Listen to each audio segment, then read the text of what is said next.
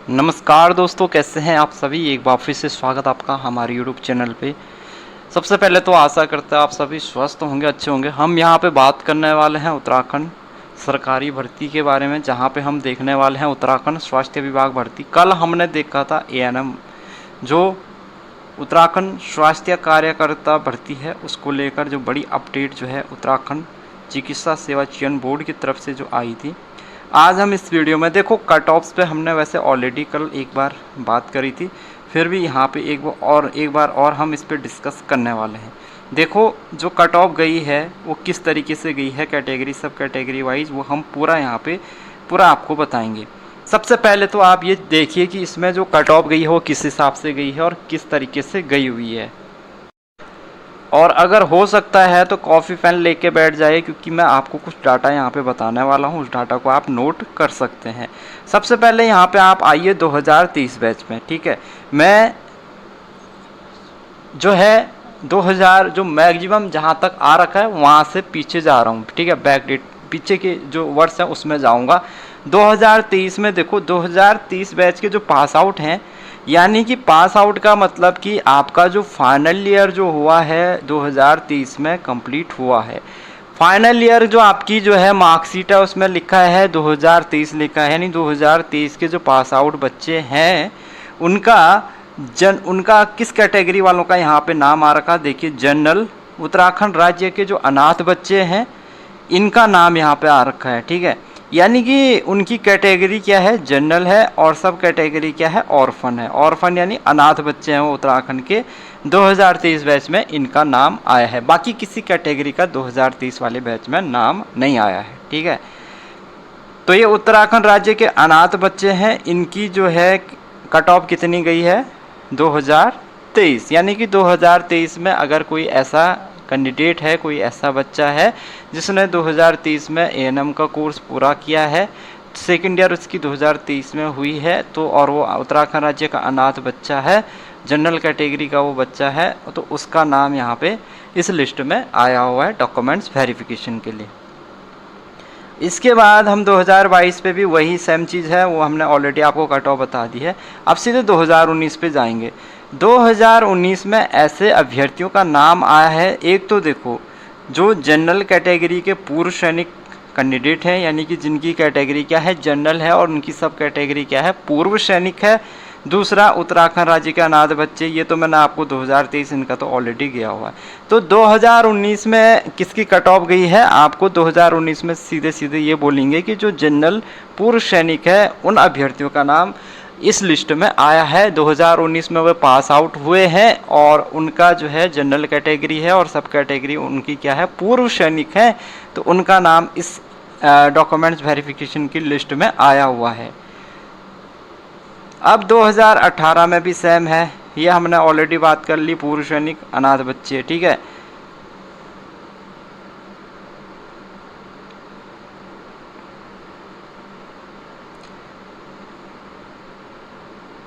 सीधे आते हैं उसके बाद 2015 बाकी जो वर्ष है उसमें हमने वही दे रखा है जो हमने ऑलरेडी आपको कट ऑफ बता दिया है। 2015 में देखो अनुसूचित जनजाति के समस्त अभ्यर्थी, ठीक है।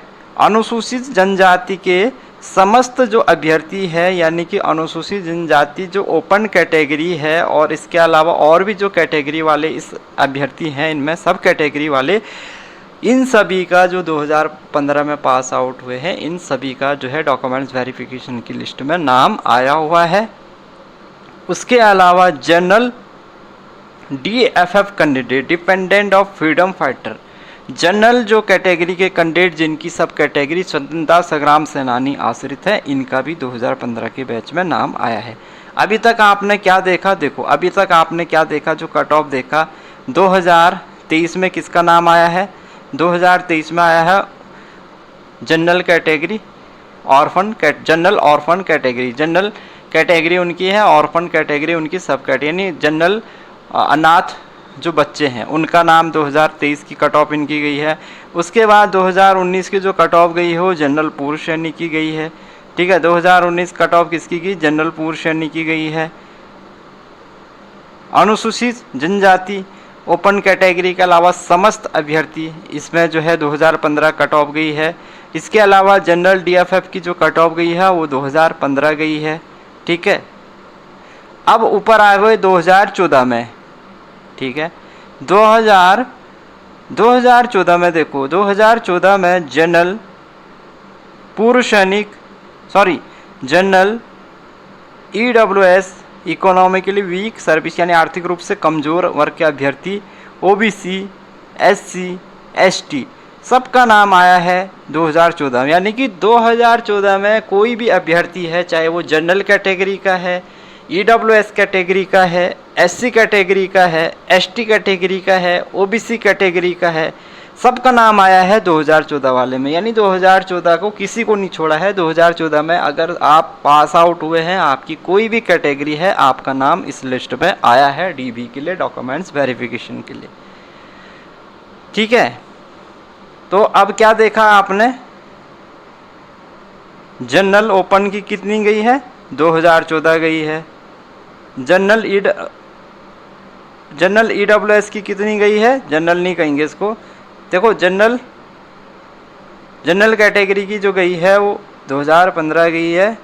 ईडब्ल्यूएस कैटेगरी की जो गई है वो, इसमें सारे आगे ओपन, ईडब्ल्यूएस ओपन, ईडब्ल्यूएस सब कैटेगरी और किसी और कैटेगरी पे, तो वो सारे इसमें आगे 2015 गई है। एससी एसटी 2015, हालांकि अनुसूचित जनजाति की जो है 2015 गई है, ठीक है, जबकि अनुसूचित जाति की 2014 गई है। तो ये है आपका। बाकी तो फिर उसके ऊपर आपको पता है जो 2014 से ऊपर, क्योंकि 2014 फाइनल ईयर है हमारे पास 2014, जहाँ पे सभी कैटेगरी वालों का नाम यहाँ पे लिस्ट में आया है।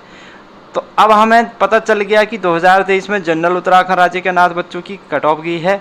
2019 में जनरल पूर्व सैनिक के कट ऑफ का यहाँ पे नाम आया है, जिनका 2019 बैच पास आउट है, ठीक है। उसके बाद 2015 में जनरल डीएफएफ और अनुसूचित जनजाति के जो है यहाँ पे कट ऑफ का, यहाँ पे उनका इन बैच का नाम आया है। और 2014 में जनरल, ओबीसी, ईडब्ल्यूएस, अनुसूचित जनजाति और अनुसूचित जनजाति तो आपको पता ही है, वो ऑलरेडी 2015 इनका नाम। तो ये है। अब इसमें देखो, अब हमारे पास टोटल जो बच्चे हैं वो कितने हो रहे हैं, एक बार इनका काउंट कर लेते हैं। तो सबसे पहले 18 सितंबर को 90 अभ्यर्थी हैं।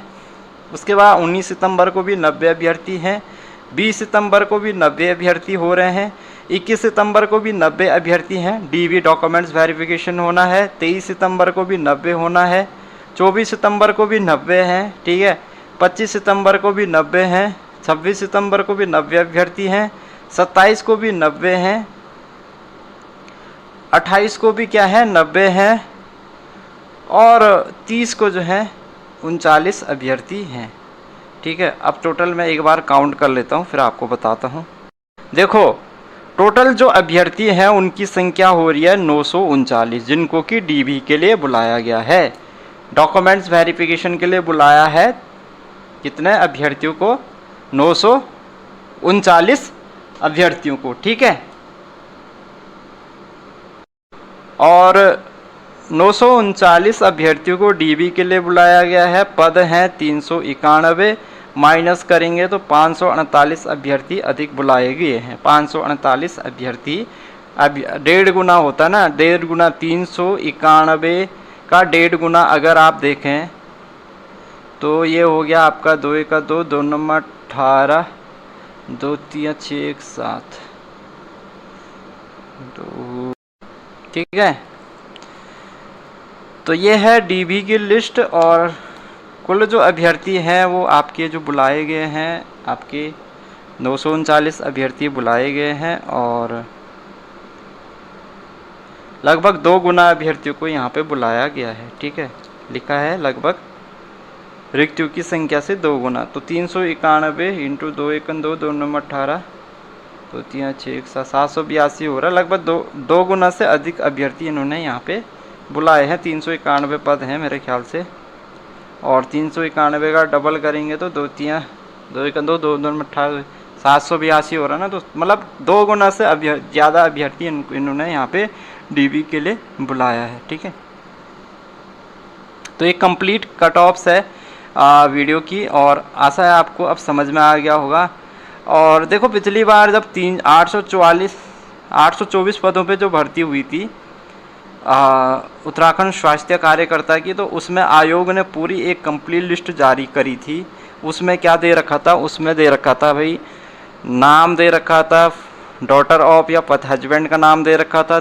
तीसरा जो कॉलम दे रखा था कि ईयर पासिंग ईयर कौन सा है। चौथा कॉलम ये दिया था कि इसके जो है पासिंग ईयर जो फाइनल मार्क्स हैं वो कितने हैं, परसेंटेज कितने हैं। फिर कैटेगरी का दे रखा था, फिर सब कैटेगरी का दे रखा है, डोमिसाइल। तो ये पूरी लिस्ट वैसे आयोग को देनी चाहिए ताकि हमारे मन में जो डाउट है वो क्लियर हो कि भाई किसके कितनी परसेंटेज है, किस बैच में कितनी परसेंटेज है। तो वो हमें परसेंटेज भी पता लग जाएगी उससे कि भाई किस बच्चे की कितनी परसेंटेज है। जैसे 2014 बैच का कोई जो 2014 बैच के बच्चे हैं तो उसमें ऐसे तो पता नहीं लग रहा कि किस बच्चे की कितनी परसेंटेज है। अगर यहाँ पे पूरी लिस्ट हमारे पास होती तो एक सीधे सीधे हमारे पास डाटा आ जाता कि भाई इस बच्चे की इतनी परसेंटेज है, तो एक मोटा मोटा हमें कट ऑफ का भी पता लग जाता कि इतनी कट ऑफ चली जाएगी, जो फाइनल मेरिट आएगी उसमें कितनी। फिर भी हम एक बार उस फाइनल मेरिट के कट ऑफ पे एनालिसिस करेंगे, और जो फिर 824 पदों पे जो भर्ती हुई थी उसकी कट ऑफ भी मैं आपके सामने रखूँगा। फिर आप देखना कि कैसे जो है परसेंटेज के हिसाब से, डेट ऑफ बर्थ के हिसाब से कट ऑफ यहाँ पे जाती है।